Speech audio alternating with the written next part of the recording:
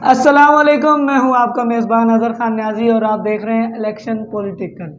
और आज जिस तरह पंजाब में पीटीआई ने मैदान मारा है और पीटीआई को सबसे पहले तो मुबारकबाद पेश करते हैं। और पीटीआई ने इस टाइम पे 17 सीटें, जो टोटल 20 सीटें थी उसमें से 17 सीटें पीटीआई के नाम आई हैं और 2 सीटें नून लीग की और एक आज़ाद उम्मीदवार। और सबसे पहले तो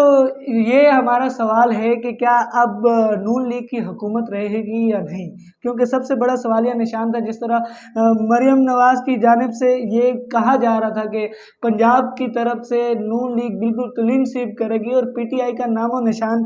ख़त्म हो जाएगा, लेकिन इस टाइम पे जो वाज़े आ गया है कि वो नून लीग का नामो निशान ख़त्म हो गया और मरियम नवाज़ जो कि उनके जितने दावे थे वो धरे के धरे रह गए।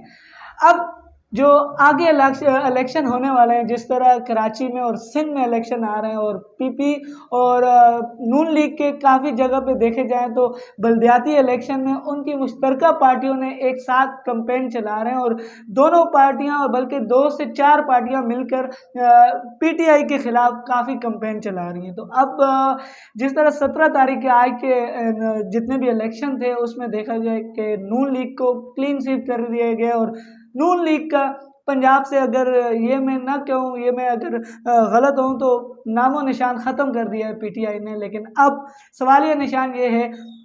कि सिंध में जिस तरह बल्दियाती इलेक्शन है उसमें पीटीआई किस तरह उभर के आती है और पीटीआई जिस तरह पंजाब में आगे वाज़े हुई है और बताया गया है कि पीटीआई जिस तरह 2018 में सामने आई थी उस तरह आज भी पीटीआई का वही अरूज है। और इमरान खान को जिस तरह रात में अदालतें खोली गई और इलेक्शन कैंपेन के दौरान पाकिस्तान की नहीं बल्कि दुनिया की तारीख में कोई वज़ीर आज़म को रात को हटाया गया है, तो ये ज़रा सर नाइंसाफ़ी है। और अब इमरान खान ने ये साबित किया है कि पंजाब में एक जीत हासिल करके कि वो उनके साथ जो ज़्यादती की गई है, उनके चाहने वाले, उनके पूरे पाकिस्तान में जितने भी उनके चाहने वाले हैं, वो साबित किया है उन्होंने कि वो इमरान खान के साथ हैं और इमरान खान को ही पाकिस्तान का वज़ीर आज़म देखना चाहते हैं। अब एक सवालिया निशान है कि इमरान खान के हटने के बाद जिस तरह नून लीग की हुकूमत आई और पीपल पार्टी ने भी उनका साथ दिया तो महंगाई का दौर आ गया और उस महंगाई के दौर में शदीद पाकिस्तान बहुत पीछे चला गया है। लेकिन अब नज़र आ रहा है कि इमरान खान एक दफ़ा फिर से सामने आएंगे और इमरान खान क्या वज़ीर आज़म बनेंगे दोबारा या नहीं बनेंगे, सबसे बड़ा सवालिया निशान ये है।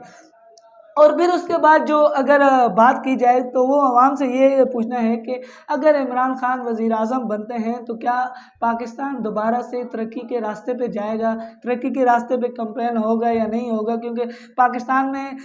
इमरान खान से पहले भी इतने काफ़ी कैंपेनें चल रही थी, काफ़ी ऐसी तरक्याती काम चल रहे थे। जो इमरान खान आए फिर वो आगे चलते गए, लेकिन फिर हमारा मुल्क इस तरह चला गया, हमारा मुल्क इतनी डाउन हो गया कि हमारा मुल्क श्रीलंका जैसा बन गया और श्रीलंका के हालात पाकिस्तान में भी नज़र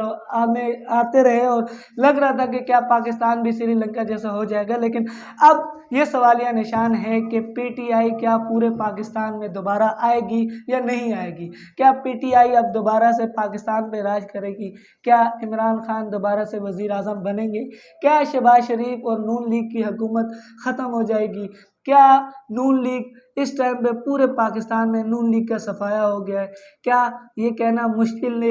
नामुमकिन होगा कि क्या पीपी का भी सिंध से सफाया इसी तरह पीटीआई करेगी, पीटीआई दोबारा से पीपी को भी सिंध से ख़त्म करेगी, क्या जरदारी की हुकूमत भी सिंध से ख़त्म होगी। अब ये सवालिया निशान है और 24 तारीख को बल्दियाती इलेक्शन में पता चल जाएगा कि